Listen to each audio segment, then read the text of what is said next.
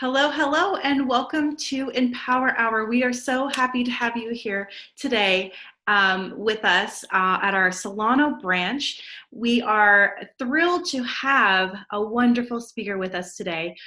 Miss Wendy Hart, Coach Wendy Hart is, she's got so many amazing years of experience, but this is a little bit of a bio for her, okay? So for the past 20 years, Wendy has coached thousands of clients worldwide, everyone from pro golfers to work at home moms, and has helped them to reduce anxiety and overwhelm, which I know a lot of us need right now, by the way, increase their sales or performance, and get past whatever barriers were causing them to be drained or sucked. Totally get that one. We are so grateful to have her today, and please help me welcome Miss Coach Wendy Hart. Thank you, Miss Stephanie, and welcome everybody. I'm so delighted to be here with you today, and I have a question right as we start. Do you ever wonder why it is you can know just what kind of steps you need to take to achieve the goals you have in mind, and yet when it comes down to a day-to-day basis, you find that you're just not following through and actually doing those things that you know you need to do to achieve the goals you have in mind? Yeah, welcome to the human race. That's how most of us are. Or sometimes we walk around feeling quite confused and we think we don't know what we need to be doing. So we wouldn't necessarily call it an issue of procrastination or a feeling of overwhelm. Often people will have a feeling of like, oh, I'm just walking around in a fog and I don't have clarity and I don't know what it is that I want to do. But we have a process for that too. So on today's talk and this presentation, I'm going to fill you in on some sneaky brain hack information, because it turns out that number one, procrastination has just never been your fault. Not at all. Not at all. It's kind of a shocker. And number two, you're not alone in any way. This is an endemic problem all across the board for people all over the globe. It turns out that our problems around procrastination and overwhelm and feelings of lack of clarity have so much more to do with the way our brain and nervous systems speak with each other than anything having to do with our character or our disposition. So any place that you might be feeling right now that somebody called you lazy as a little girl, or that you didn't have enough motivation, or you didn't have the right personality, you can just let that go. Like maybe a big breath in and a big breath out. Like, well-intentioned, but not so well-informed people, whether it was parents or guardians or the nuns in school or any of that, it's just not our fault. And new science lets us know what the real deal is. Now, sadly, this is the kind of information that should have been given to us when we were in 8th grade science class. And it sure would have made a huge difference had that been the case. But sadly, it wasn't taught when we were little. And frankly, it's not even being taught now. But we're going to look at that today. We're going to look at the huge barriers, hidden barriers or hurdles that you need to overcome if you ever want to get naturally unstuck. We're going to give clues for new behavior that will make it so much easier. We're going to let you know, or I'm going to let you know, about probably the single biggest thing that you're doing right now that causes you to shoot yourself in the foot. So precisely the things that you're doing to get yourself unstuck and less overwhelmed are actually making the problem worse, and nobody ever told you. And finally, this is going to be the opposite of what you've probably heard from other people in the productivity space. So people like Tony Robbins or Gary Vee, again, really well-intentioned folks, really good people, but in my humble opinion, not so well-informed because they come at it from the opposite direction. All that push and effort and force doesn't actually create the results that we want. So as Stephanie mentioned, I've been a coach for a very long time. And in a minute, I'll tell you how this material came to be, because it's pretty shocking and surprising. But it's important to know that when people learn this procrastination and overwhelm cure system that I've developed over this time, that's been field tested now by thousands and thousands of people, the deliverable is that they triple their follow through. They actually increase their follow through by 3 times or more in 3 months or less, using less than half of the effort they were using before, a tiny fraction. And it's guaranteed and it's predictable. And best of all, which is like Christmas, no willpower is required. No beating yourself up with a big stick in your head, no pushing and forcing, no going against that feeling of dread that you have in the pit of your stomach. It's not about that. We just use little, tiny, sneaky, easy brain hacks and give you the information that you've been missing. And then you're allowed to follow through, or you're enabled to follow through easily and productively and effectively. So the metaphor I like to use, it's as though you're a car. If you think of yourself, and if I asked you the question, what kind of car are you? People tend to, play small. And they're like, oh, I'm kind of like a beat up, Chevy from 20 years ago, perhaps like that. And I'm here to say that anybody that's tuning into this live broadcast or this video is not that. You, in fact, are a Ferrari, because your brain and body and nervous system are top notch, and you're just missing two things. You're missing the operating manual to know how to operate that Ferrari effectively, and you're missing the equivalent of the air in the tires of that car. So imagine you could have a full high-end, high-performance vehicle, but if you're missing the air in the tires, it's not going to go very far. And that's what we're going to do today. That's what we're going to cover. So just settle in, settle down, and at the end of this presentation, I'm also going to offer a gift to you for sticking around and seeing how you might go further and implement this material. Very good. So as I mentioned, or I just inserted in there in a little bookmark, I hope it's okay if I take just a minute to share how this came to be, because it's quite unusual. It's so different than other things like this. And I think we have oh, there we go. Thanks for muting that. Thanks so much for muting yourself. So I grew up in a home that was too violent for words. It was violent and abusive in ways that are hard to describe. We would have been too colorful for reality TV or the Jerry Springer Show, if you happen to be in America, for that kind of a thing. So needless to say, I grew up as the most stuck person you've ever met.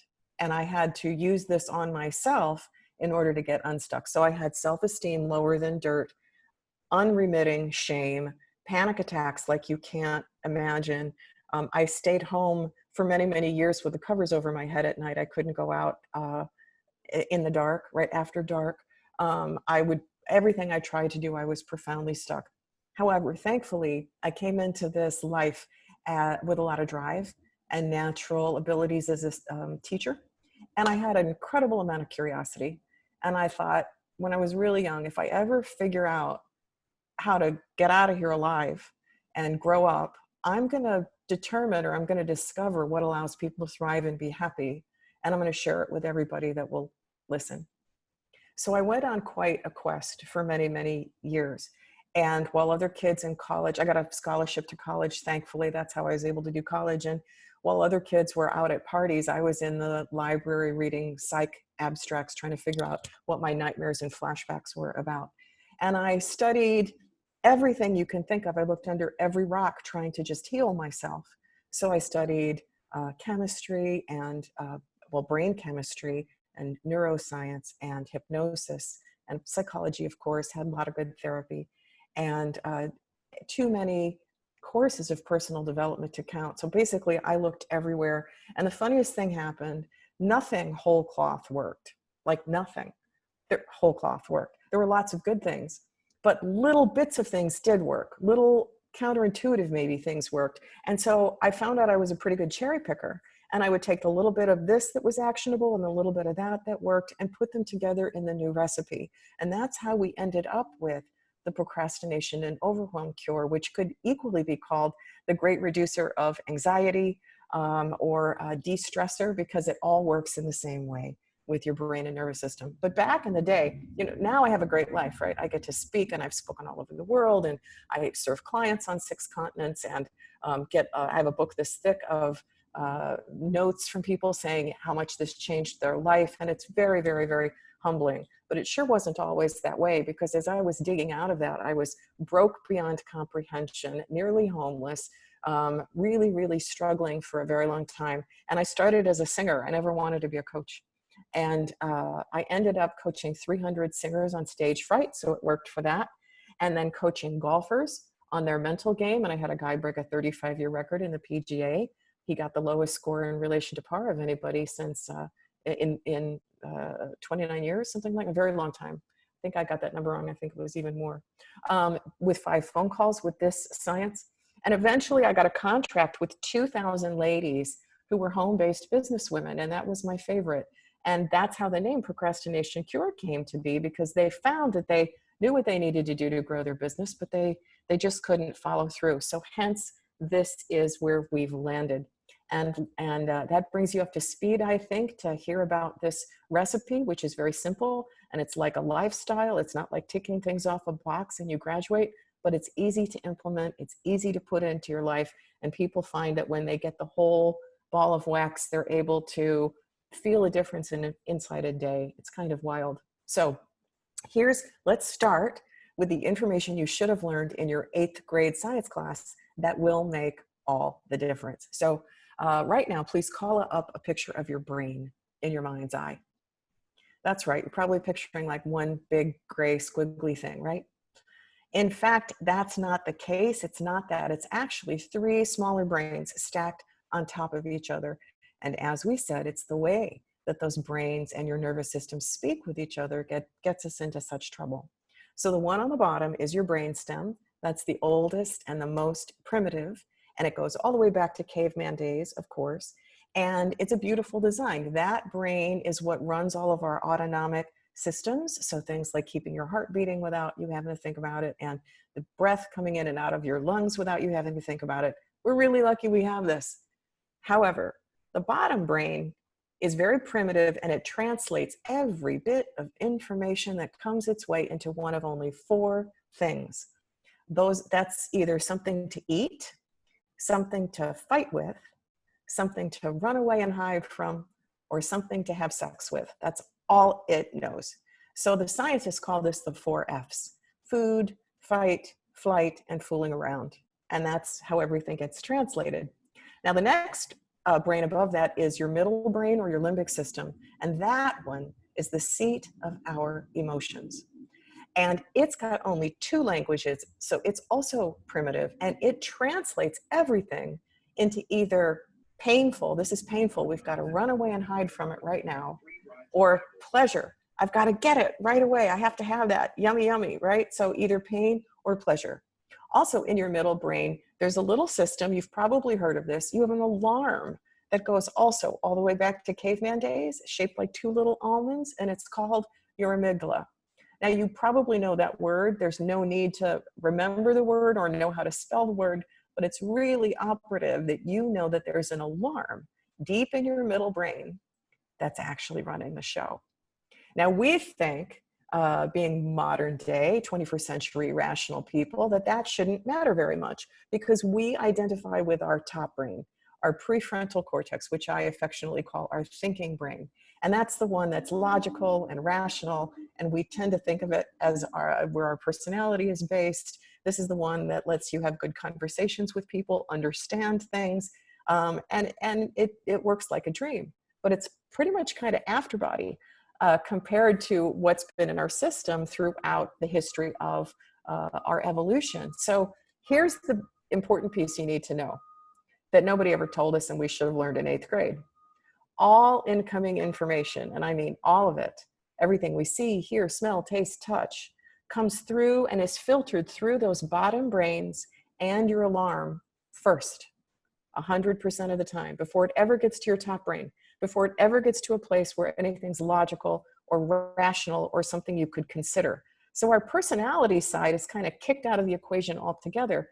And 24/7, or through all your waking hours, the bottom 2 brains and the alarm are evaluating very, very, very rapidly anything that could be dangerous to the system. And when they decide that something is dangerous, which is every time something is unknown, because back in caveman days, everything unknown might kill you. So our system is hardwired to be afraid of everything that's unknown. And when the amygdala fires off, there's actually a chemical cascade that comes down.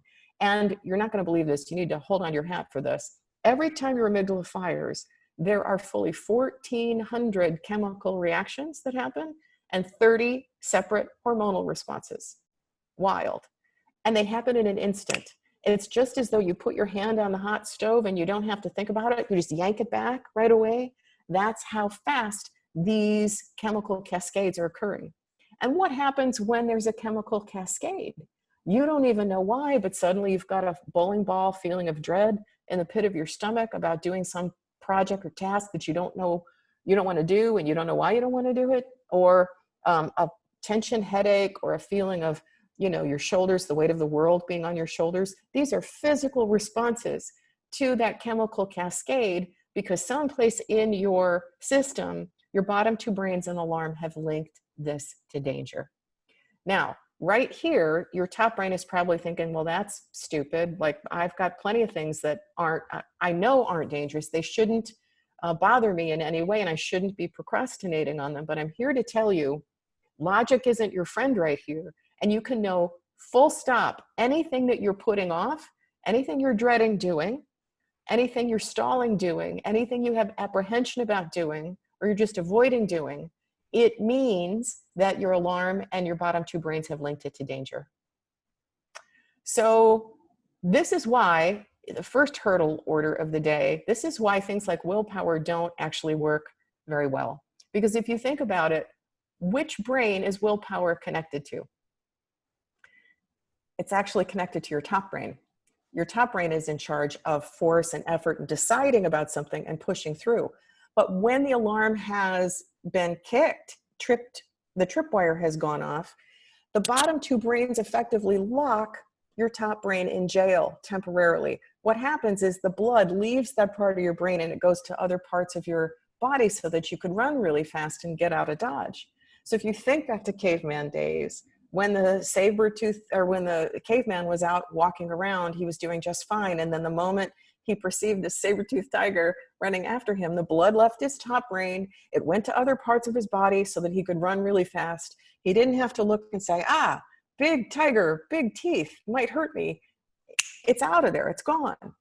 So here in modern days, what is determining what your amygdala is dreading? Well, we're each wired in similar ways, but things are different and they don't have to be logical. You and your best friend could have completely different triggers.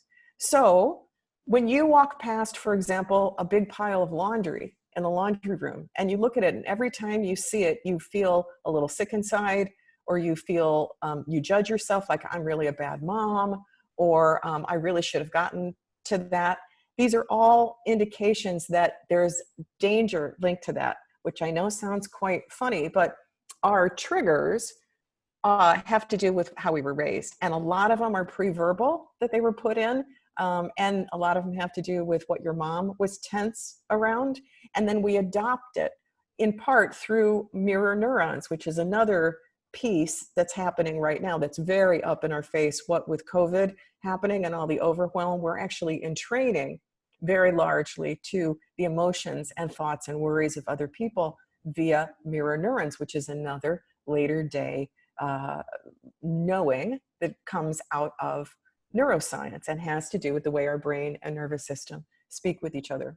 So here's the giant piece of good news. I'm maybe just laid something big on you right here about, oh my God, the triggers are pre-verbal and I don't know what they're from. Well, you never, thankfully, you never need to go back and unravel them and determine why you have any kind of a trigger in any way. This is an elegant system to get past it.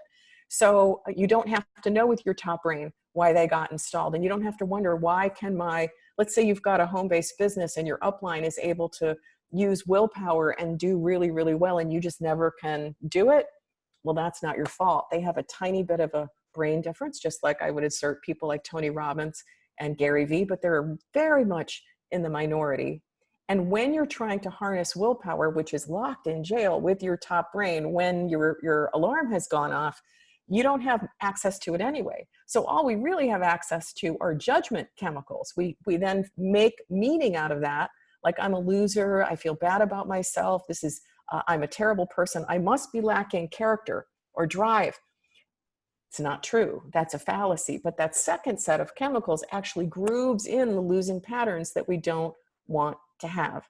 So again, none of this has been your fault. There is a way out of it, but doesn't it feel good to know somewhere that, wow, all this time I've been thinking that it was my fault that I procrastinate. Nope. The truth is that you are hardwired to put things off. Because back in caveman days, think about it, there were only a tiny handful of things that were unknown.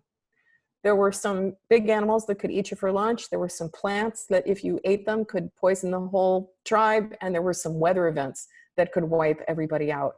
Kind of just a few. Even up to our grandparents' generation, there weren't so many things. But now, here in the 21st century, we are bombarded with literally, I read a couple weeks ago, 60 billion bits of information a day. A lot, more than our brain can handle. So we have modern day brain adaptations that actually cause us to feel these feelings of dread, have the chemical cascade, and not be able to move forward. Now, there's one pattern that I promised to tell you about that is really, really common. Almost everybody does it when they're trying to harness willpower, and it causes us to shoot ourselves in the foot. So it doesn't actually work. It actually makes things worse. And I call that little itch right here, I call that the unproductive pattern. So it looks like this. You're going through life. We'll make up an example. Someone's going through life and they've been avoiding some area that they know needs attention for a long time, maybe eating fast food, junk food for a long time. And then they wake up one day and they say, that's it. I've hit a wall. I'm going to make a big, bold change, and I'm going to make a big, bold decision. And I'm only going to eat salad for a whole month. And I'm going to get my health back. I'm going to only eat vegetables, and so they have this big decision that they make, a big, hairy, audacious goal. And what's the first thing that happens? Well, the chemical cascade that comes down feels great. You feel like Superman or Superwoman temporarily. You're like, yes, this is the real me. That one that ate McDonald's, that one that ate junk food, that was the old me. That's not the real me. This is me, and I'm invincible. Right? Because that's the first chemical cascade. And if that stuck, man, we'd be golden, and willpower would work, and you'd be flying high every day. But in fact, it backfires. So you make your big goal, you start to go after your big goal, you're able to do it for a day or two or three, and then life comes up and bites you in the butt because we don't make these goals in a vacuum. And life happens, and you have a flat tire, or your water heater breaks and you need a repair, or some other stressor comes in and you fall off the wagon, and then you try and get back on. And eventually, if you're like 99.9% of people, within a matter of days, you've given up. You're like, well, I'll have to just wait and start again later. And when that happens, this is the unproductive happen. 3 big bad things happen. 3, not 1, but 3. So you didn't get your goal. That's never fun. That's not great. But in addition to not getting to your goal, your self-esteem took a big hit.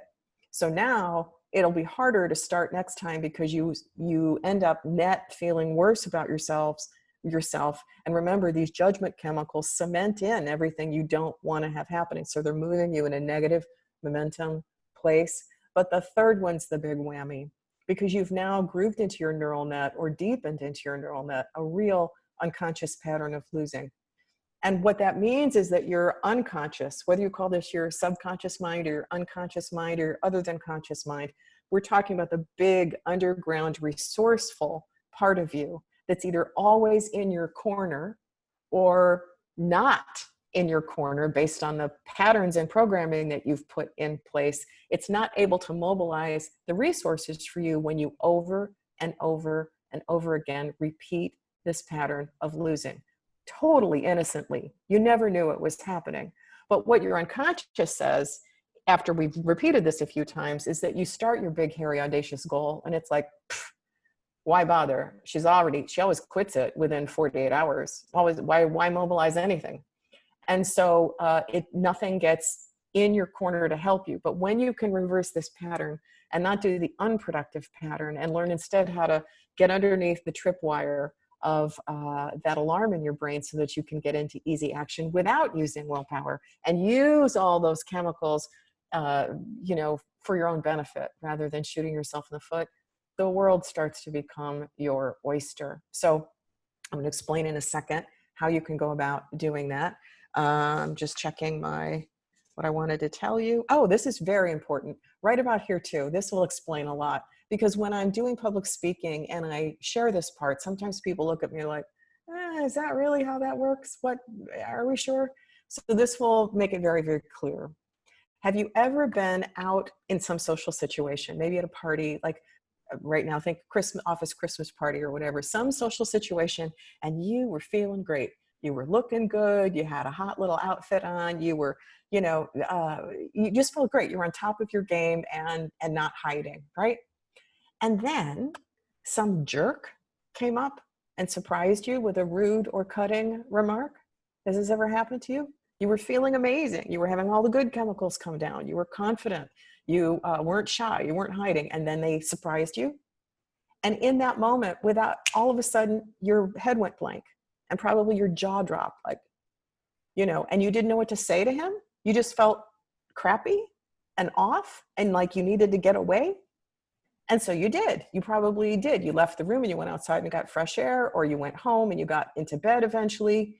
And then what happens next in a story like this? Well, in the middle of the night, all of a sudden, you wake up and your eyes pop open and dang, you knew exactly what you should have said to that son of a gun right then. And then usually what we do, we feel like a bigger loser. We're like, why couldn't I think of that in the moment? Why didn't I know what to say?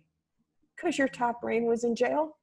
So in that moment, even though you were feeling really great and you were wide open and all systems were working optimally, in the moment that the threat occurred, even if he wasn't going to do anything, but to your amygdala and your bottom two brains, that's a threat to your survival. He says something creepy, you're cut down, the blood in that instant left your top brain, and you don't have access to how smart you are. Full stop. So the only way that you get back to normal and can think clearly again and find the answers or follow a plan is when the blood returns eventually back to your top brain, which only happens after the body has a sense of safety. And this is happening all day, all the time, in little ways and big ways. There's this little drip, drip, drip of these chemicals that's causing us to shut down and not have access. So this is why you wake up in the morning and you might feel very, very clear. And you're able to put a plan together and you know what it is that you want to do for the day. And you're like, yes, I'm going to go for my goals. I know what I need to do. I'm going to take care of business, whatever it is. And then by 4 o'clock, do you ever go, what the heck happened to this day? How am I here? And how did it all slip away? And I have no energy now to go after what I want. And I feel confused and I feel fuzzy. And it's because your alarm got tripped and the blood left. And this is happening over and over and over again. So there are ways around it. And let me start right here. The fastest way I can give you some great information about this is to tell you a story precisely for your unconscious mind. So this is one that you will have forever. You'll remember it forever. And it will cement in some of this information, but it'll go in deeper than if I tried to talk to your top brain. So humor me here. Completely true story. There was a woman who was very overweight and out of shape, and she wanted to get fit. But for her, exercise had become a tiger. Her alarm and her bottom two brains had just decided, like she had tried so many fitness programs and failed at them, too many to count. She'd been to the doctors that said, you have got to change this. Your systems are all off, your blood pressure, your heart. You have to get in better shape or you might not be here very long. It had to change. But she couldn't win at any of it, including the fact that she bought herself a really nice quality treadmill that was right in her house and she couldn't get on it. She couldn't even stand, frankly, to look at it. She felt awful even looking at the thing because it had become an anchor for this dread feeling that caused the chemistry to happen. So she went to a new doctor, and thankfully this medical doctor knew something about part of this brain science. And he said, okay, I can see how determined you are. I can see how hopeless you feel. Let's come from a completely different direction. So talk to me about what it is you do in the morning that you like. What's your favorite part of the morning? And she said, oh, that's easy. That's my first cup of coffee and reading the paper. He said, great. All right, starting tomorrow, I want you to do this task for 2 weeks. I want you to get your coffee, grab your paper, and drink the coffee and read the paper while you're standing on the treadmill. But whatever you do, don't turn it on. And then after you're done, just leave and go to work. Do that for 2 weeks and come back and talk to me. Well, she thought that sounded nuts, but she tried it and it went okay. And so on her next visit, he said, great. For the next week, after your coffee and your paper while you're standing on the treadmill, then turn it on for only 1 minute, no longer than 1 minute, at the very lowest, like completely level setting, and then turn it off and go to work and come see me in a couple of weeks. Okay, so she's following along. And after about a month of this, seeing the doctor, she noticed something kind of funny. Like she was able to walk past this treadmill without feeling sick to her stomach anymore. And he kept adding little increments for her of another minute per couple of weeks. And right about here, when I tell this story, people tend to roll their eyes and groan. And they think, oh my God, if I were doing this with the things I've been dreading, it would take me 175 years to make a dent. This is never going to work. But what I'm advocating is not baby steps. This is the difference between baby steps and what I'm talking about is the difference between, I don't know, walking straight level and climbing Mount Kilimanjaro. Like there's a universe of difference there.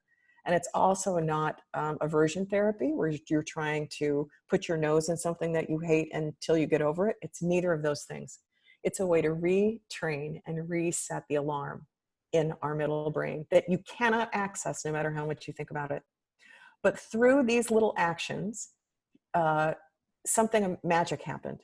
And it happens for each one that's tried the system.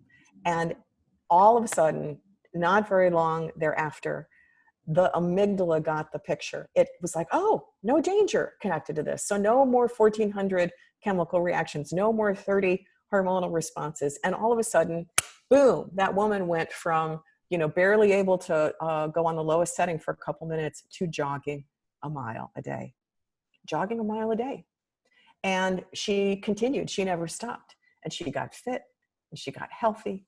And exercise was no longer a tiger to her. It didn't scare her nervous system. Her brain and her nervous system were speaking to each other optimally, and she was able to move forward powerfully. And the moral of this story for you is this.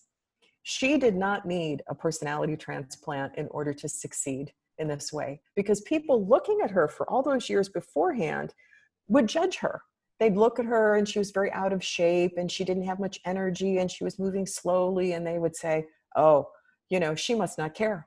She's thrown the towel in. She doesn't care enough about herself to make a difference, which is just nonsense. That's more of those kind of pushy productivity gurus yelling at you that you don't care enough or you don't have a big enough why or you don't push.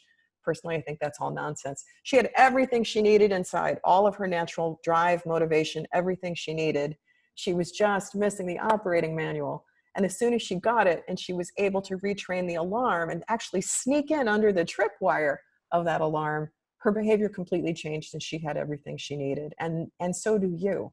So whatever context you have, whether you're trying to build your business or start a home-based business or homeschool, my Lord, your children home if you're doing that during COVID, or have any dream that you have about getting your dreams out of your head and into the world, whether you want to be a speaker or you want to be a coach, you want to be singing or you want to be painting or whatever it is that it is your deepest desire that you haven't been able to get out in the world. This is the magic key. You really can change it. You really can go forward. So I'm looking at the time. What have we covered today? A bit of information that's a little like discovering that, when you were a kid, first you believed in Santa, and then one day you realized it was Uncle Ted in a suit. You can't ever, lounging on the couch, you can't ever not know that information anymore. You can't ever know anymore that it's not a function of laziness or character. There's one more thing I'll say about that, which I skipped over, but most of us think, if you tell the truth about it, don't you believe that you should have an unlimited amount of willpower if you wanted it? It's another lie. It's another whole bald-faced lie. Social scientists have measured this. You wake up every day with a metaphoric bucket full of available willpower energy, which is top brain energy, knitted brow energy, focus energy. You have a bucket full, and the size of that bucket changes every day based on how much sleep you've had, how much self-care you've had, how kind people have been to you, or how stressed you are, what's going on in your life. So the bucket changes. And this is another reason we can get to 4 o'clock in the afternoon and not have any steam left, because we've had a leaky bucket and we've been leaking out all of our willpower energy all day long. But I'm here to tell you there's such an easier way. When you learn how to train your amygdala to move in a good direction, you won't be overwhelmed by the things that used to overwhelm you. You won't have those chemical responses. The natural outgrowth is to feel more positive, more self-reliant, more confident, because you know that you can follow through in a really predictable way for yourself consistently. I could tell you hours and hours and hours of stories from people all over the world about how this works. The very best way, I think, for you to know more about this would be to go to the site which is procrastination-cure.com. And right now, I don't know what at the time of recordings in the future, but right now you can, for free, just download you can opt in and download the first of the 6 modules where I took people straight through. You just hear it in real life, in real time. So easy. People that were profoundly stuck, and you just listen to them going through all the steps and using the tools of the procrastination and overwhelm cure and coming out to freedom on the other side. You can go get that first one for free. And if you write to our help desk, either through the contact box on that site or write to our help desk, Wendy@wendyhartcoaching.com, I will happily provide a coupon for half off our system if you came and let us know through Empower Hour. So I hope that this has been helpful. I hope that it has wet your whistle. I apologize because I know you'd like to know all of it, and I can't communicate it. Even if we had 5 hours today, I can't communicate all of it. But when you think back to that lady on the treadmill, I hope that gives you some relief. We're so at the effect of the way our brain and nervous system are operating, it's not our fault. And when you know it's not your fault, that's a bunch of freedom. And when you discover that, oh, there's some places inside where I've been triggered since I was a little girl, you don't have to unwind those. You never need to know why or how those happened in that way. You just use the system and it all works pretty magically and effortlessly. So I hope that this has been helpful today, and I thank you for coming and sharing your time here. And Stephanie, I turn it back over to you. Yes, thank you so much, Coach Wendy Hart. You are amazing. That was super helpful. And it was information I've never heard before. So that is just, I love it. Thank you so much. It was very informative and extremely helpful. And I implore you, our wonderful, wonderful ladies of Empower Hour, to definitely take advantage of her opportunity, as well as potentially even her entire package, because it sounds to me like it would be very helpful for a lot of us right now. So we want to just say thank you so much for joining us again today here at Empower Hour.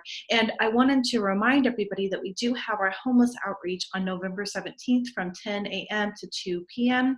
We are still taking donations for that. Of course, everything is through the nonprofit and a tax write-off. So we hope you get a chance to either join us, or if you know of anybody who might be interested in donating to the homeless people, women and children specifically, please let us know. We thank you, and we appreciate you. Have a nice day, guys. Thank you. Bye-bye.